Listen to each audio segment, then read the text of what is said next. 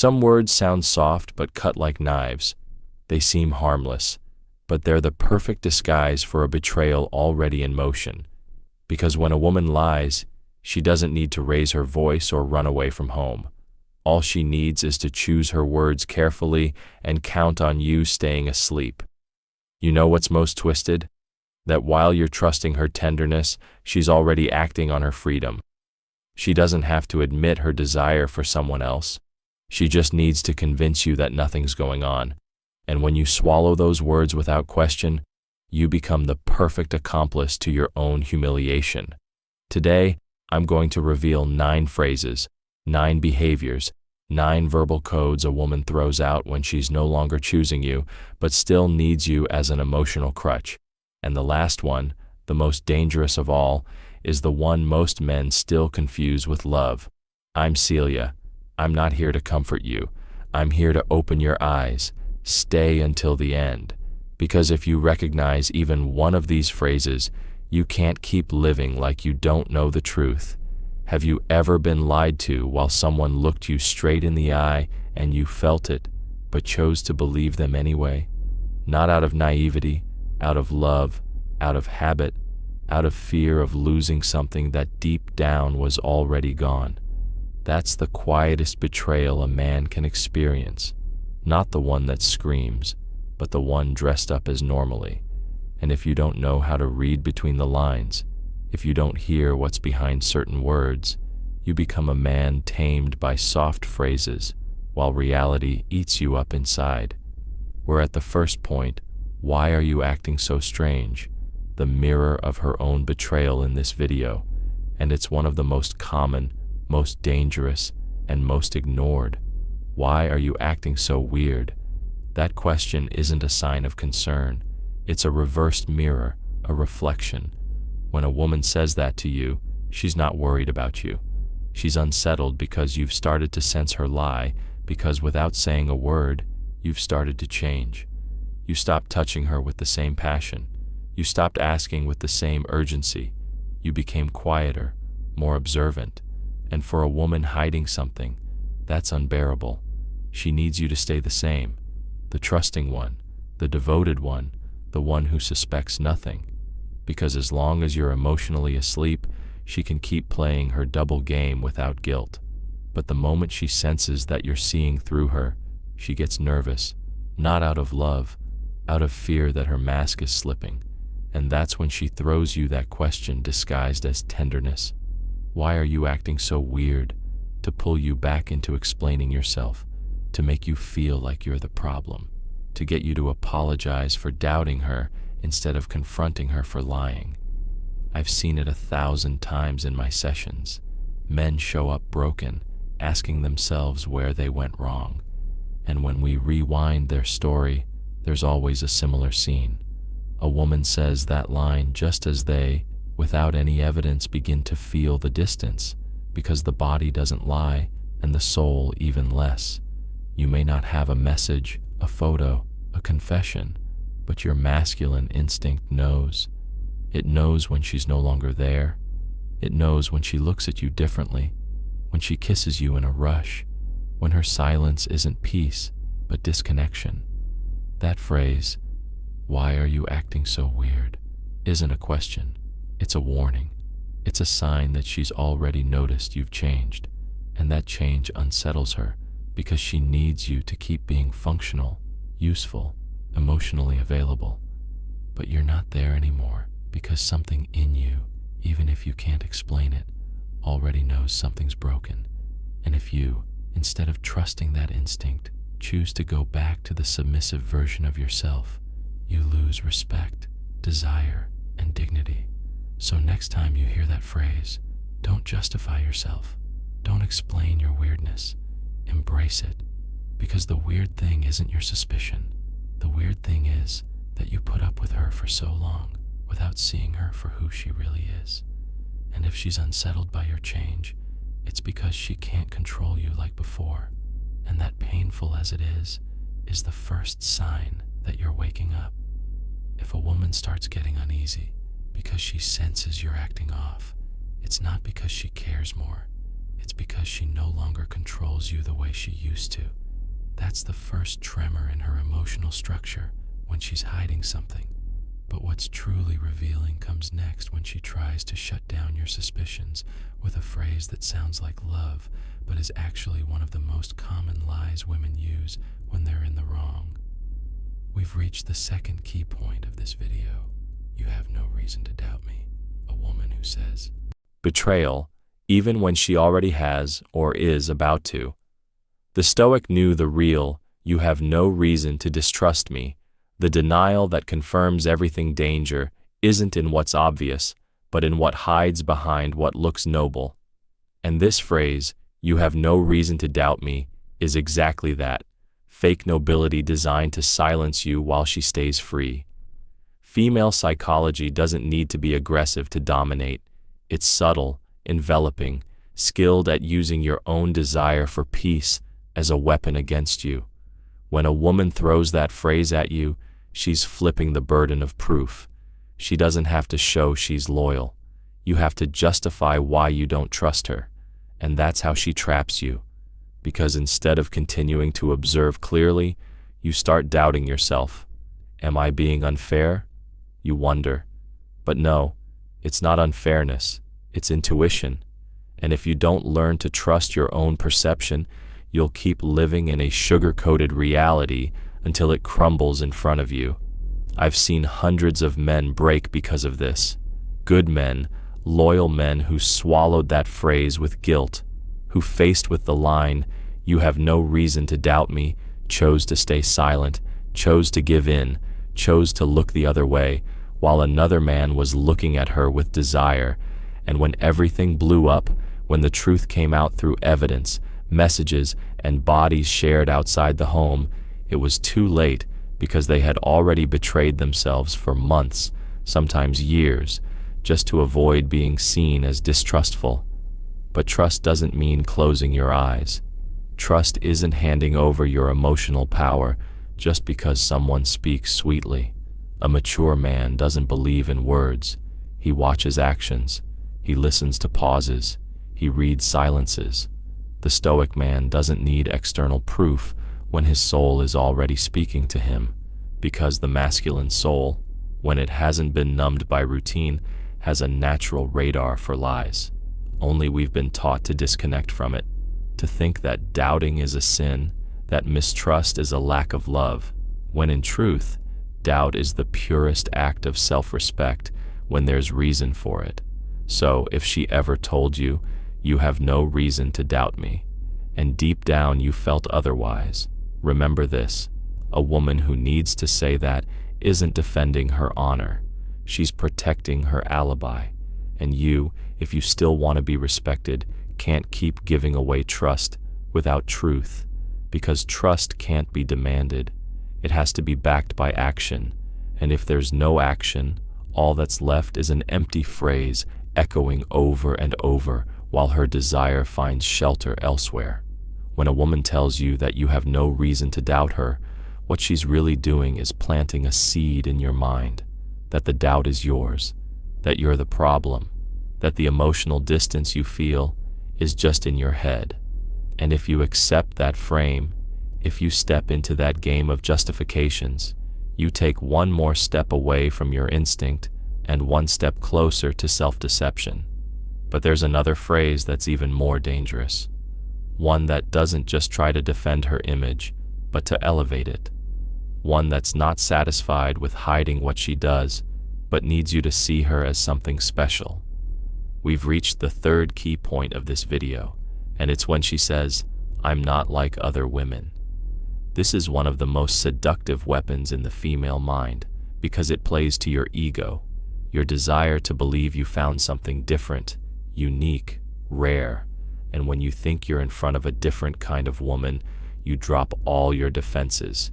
You trust more, you give more, you justify more, but you know what's "I'm not like the others," the oldest disguise of infidelity, most twisted? That phrase doesn't show up when everything's going well. It appears when you start to doubt, when something feels off, when you sense a shadow, but she needs you to keep seeing light. So she throws out that line like it's sacred truth. I'm not like other women. As if that alone could erase your suspicions. This is where you need a practical but crucial strategy. When a woman tells you she's not like the others, don't respond with compliments. Don't melt. Don't believe her. Not yet. Watch her. Stop the emotional game and see if her actions back up her words. Because a truly different woman doesn't say it. She shows it. She doesn't need to declare she's special.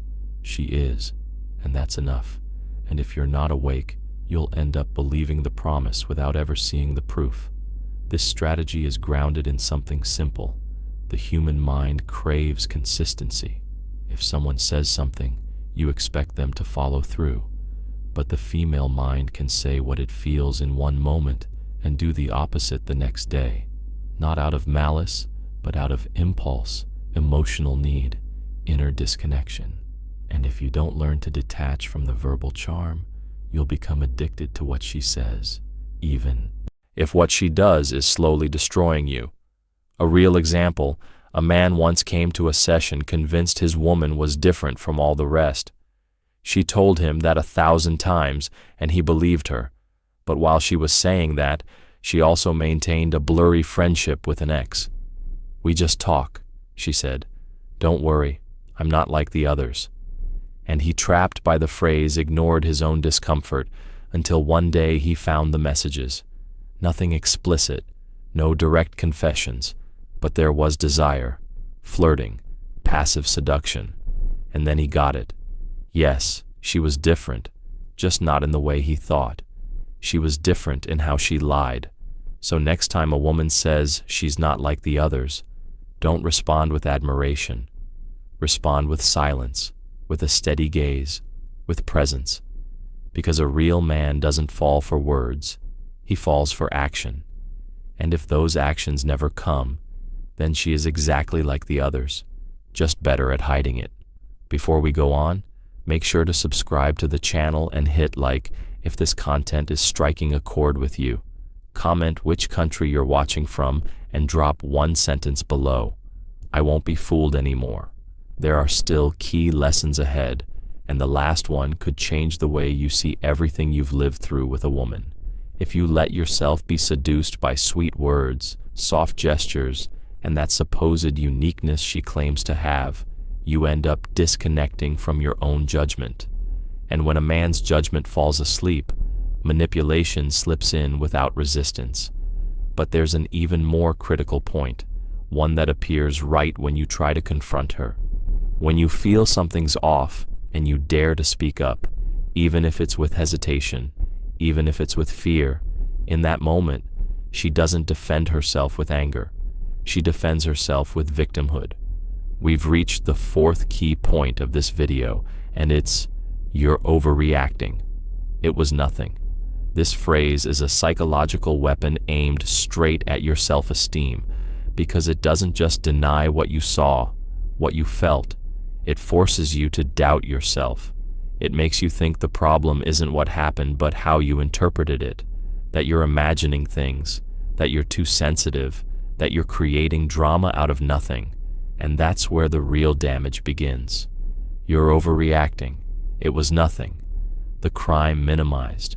Because now you're not doubting her. You're doubting yourself, your intuition, your inner strength.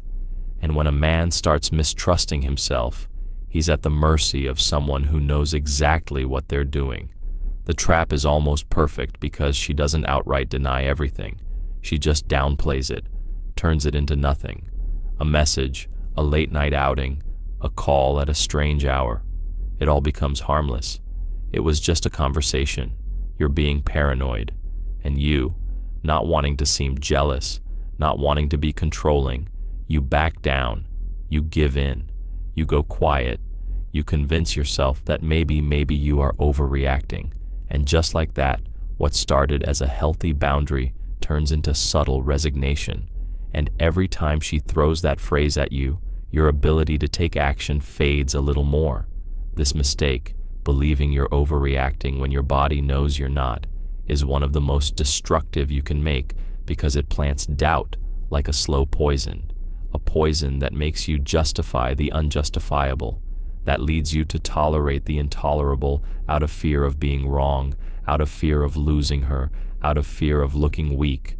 But the real weakness isn't in feeling, it's in silencing yourself, in shutting down your truth so someone else doesn't feel uncomfortable. The consequences are brutal because you don't just lose respect, you lose presence.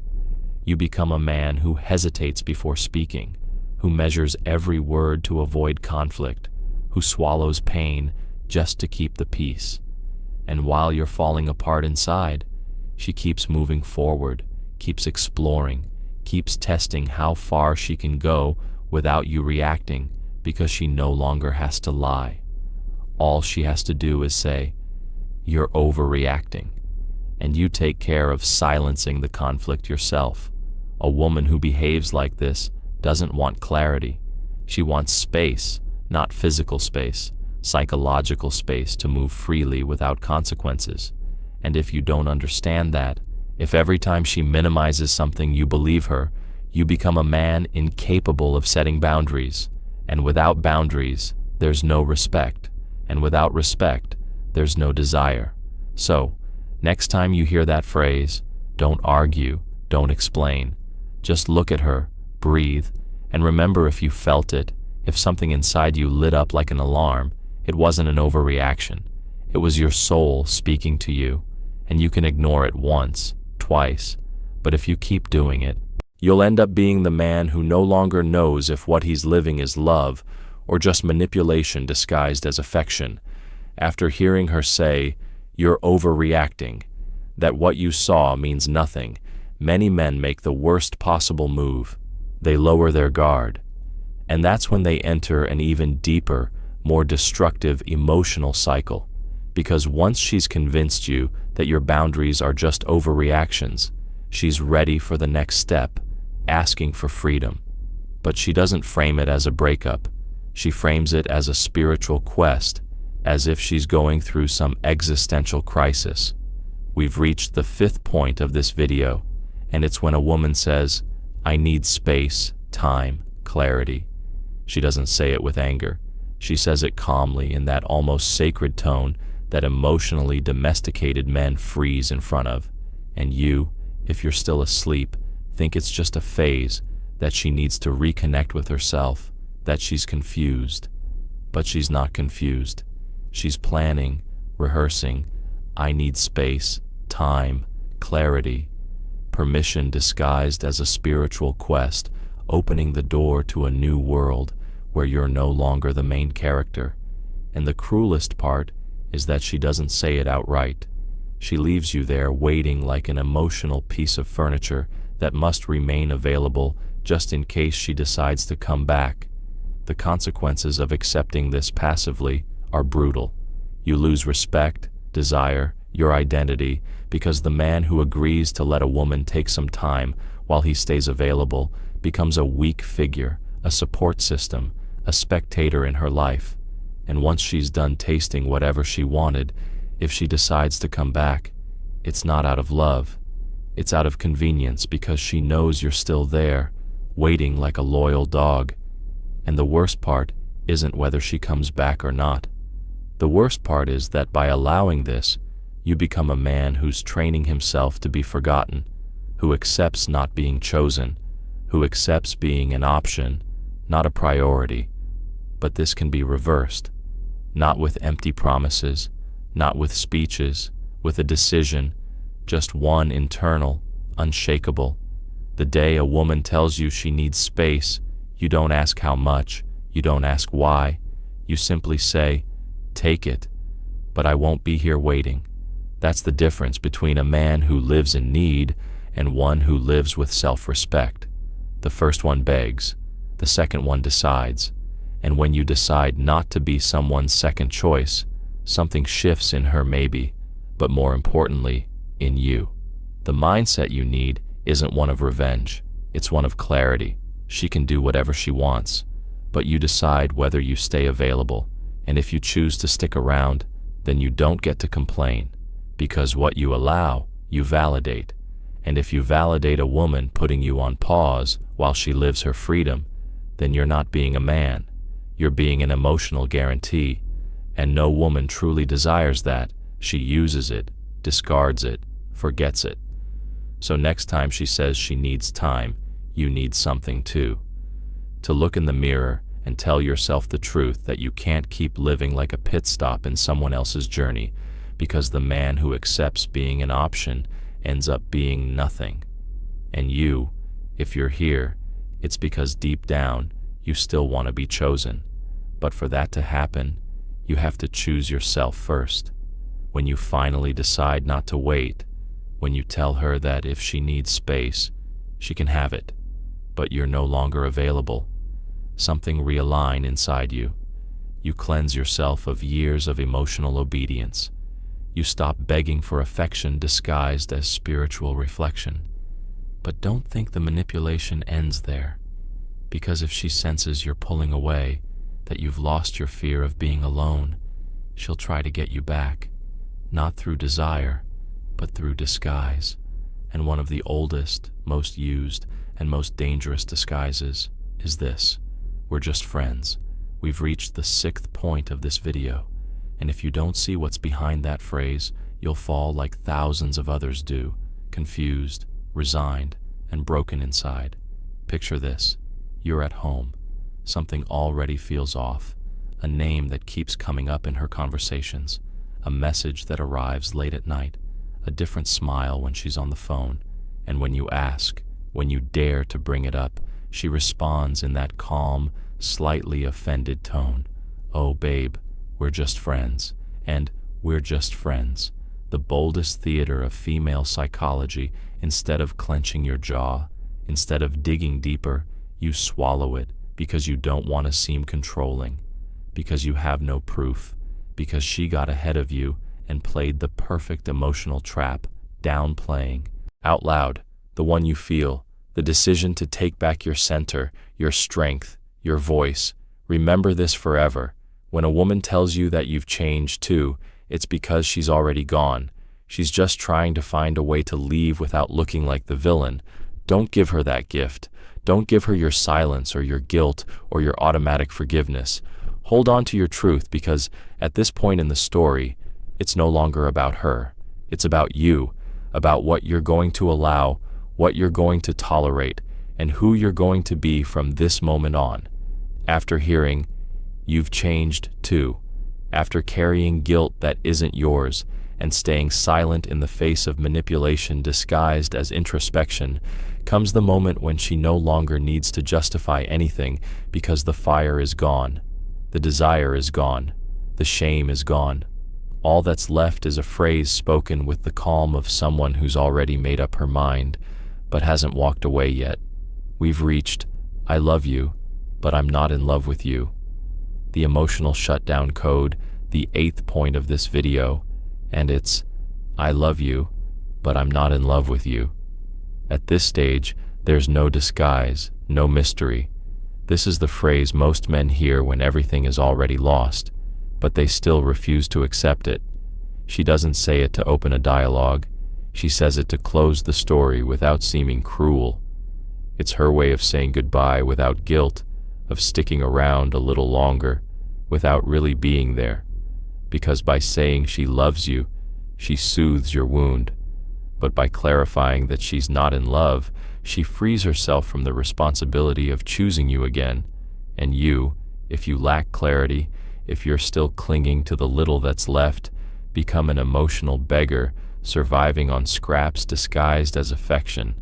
"I love you, but I'm not in love with you" isn't tenderness. It's the final sentence. It's confirmation that her body is no longer yours, that her soul is somewhere else, even if she still cooks at home or sleeps beside you. It's the most elegant way to say, "I care about you, but I no longer desire you." And if you, instead of standing tall, decide to win her back, to fight harder, to revive what's dead, the only thing you achieve is turning yourself into an emotional clown, a sad actor in a story whose ending is already written. Here, you need to take one clear, immediate action, just one. Don't ask why. Don't look for explanations. Don't accept half a truth as if it were hope. Simply respond with clarity. Then don't love me because I wasn't born to be loved halfway. That phrase, said calmly and without drama, is the declaration of a man who understands, who doesn't beg, who doesn't compete with ghosts, and most of all, who refuses to be just part of the background in a woman's life when she's no longer choosing him, but for that response to be real, for it not to just be wounded pride talking. You need to adopt a mindset that isn't taught in schools or found in motivational quotes. It's the mindset of a man who chooses himself first, who doesn't measure his worth by the love he receives, but by the respect he demands, who doesn't break over a confused woman because he's already found himself, and that man doesn't go back. Don't seek comfort. Break over a confused woman because he's already found himself, and that man doesn't go back. Don't seek comfort. Don't ask for more time. Don't try to reignite what's already burned out, because if a woman tells you she loves you, but she's not in love with you, the only thing left is for you to be in love with yourself, to see yourself, to rise. I don't know what's happening with you, the cruelest phrase, because it still gives you hope to close that door with the strength of someone who no longer needs to be accepted because he has chosen himself, not out of reaction, out of decision, out of self-respect. Accepting that a woman tells you she loves you but is no longer in love is a blow to the center of your identity, because you gave it all. You were loyal, you worked hard, you showed up, but she no longer feels anything for you. And when you finally let go of that half-alive relationship, when you take the first step toward your own recovery, the challenge isn't over, because the most silent and most destructive enemy shows up. Your own desire to keep believing, to keep waiting, to keep reading signals where there are no messages left. We've reached the 9th point of this video, and it's, I don't know what's happening to me with you. That phrase feels magical. It gives you hope, makes you believe there's still something special between you, that she still has doubts, that she's not entirely sure about leaving. But the truth is much harsher. That phrase isn't confusion. It's emotional manipulation in its most seductive form. It's the perfect bait to keep you from closing the chapter, to keep you engaged, to keep you hoping, and worst of all, to keep you acting like you still matter while she's already replaced you in her desire, even if not yet in her routine. I don't know what's happening to me with you is the most convenient excuse for a woman who's already emotionally involved with someone else, but still wants to keep you as a backup plan. Not because she loves you, not because she needs you, but because she likes knowing you're there, because it makes her feel safe, because it feeds her ego. And you, caught in that game, keep doing favors, reaching out, proving you're still around, when in reality, you're no longer part of her story, just part of her list of options. This is where many men collapse because they still want to believe there's something, that not all is lost, and they justify that phrase with self-deceptions that repeat like mantras. She's just confused. She hasn't healed yet. She needs time. No, brother, she's not confused. She knows perfectly well she no longer desires you. But she also doesn't want to let you go completely, because letting go means losing control. And if there's one thing a woman in emotional imbalance can't tolerate, it's losing her grip on you. Breaking this pattern isn't about stopping your feelings.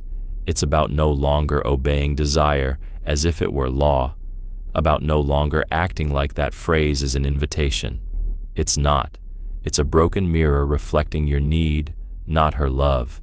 And if you keep responding, if you keep investing in that uncertainty she's crafting, you'll end up stuck in an emotional limbo where there's no fire, but also no closure, just exhaustion, just anxiety, just a slow erosion of your self-respect. So hear me clearly.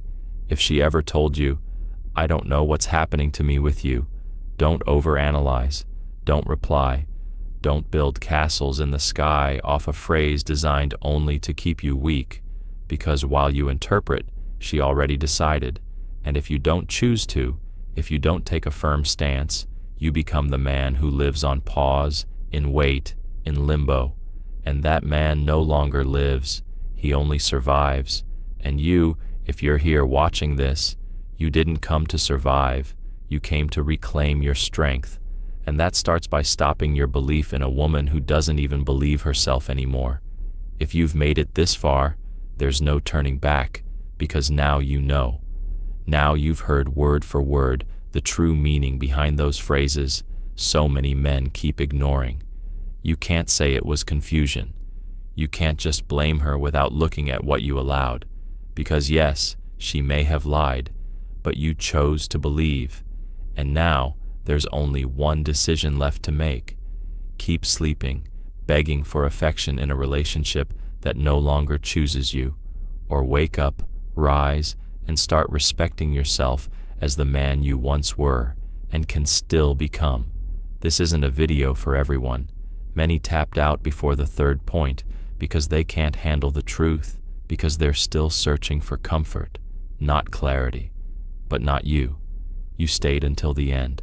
And that puts you on another level, the level of men who no longer want to live in doubt, the ones who'd rather lose a relationship than lose themselves. So, make it clear in the comments. Write, "I won't lie to myself anymore," and tell me what country you're watching from. Not for ego, for presence, because when a man publicly claims his truth, real change begins. I'm Celia, and this is your House of Wisdom. A space where we don't cry over what's lost. We reclaim what's still worth saving. Your energy, your respect, your center. I'm not here to comfort you. I'm here to shake you. Because only the man who's willing to be uncomfortable with the truth is capable of transforming from the root. Subscribe now. Be part of this community that doesn't surrender to manipulation or kneel for someone else's desire. Share this video with that friend who still hasn't realized he's living with a woman who already left, even if she still says, "I love you," because maybe what you just heard is exactly what he needs to finally wake up. And don't leave just yet. Watch the 2 videos that will pop up on screen. Pick the one that makes you the most uncomfortable, because right there in what you don't want to face is exactly what you need to hear. This conversation doesn't end here. It's just beginning.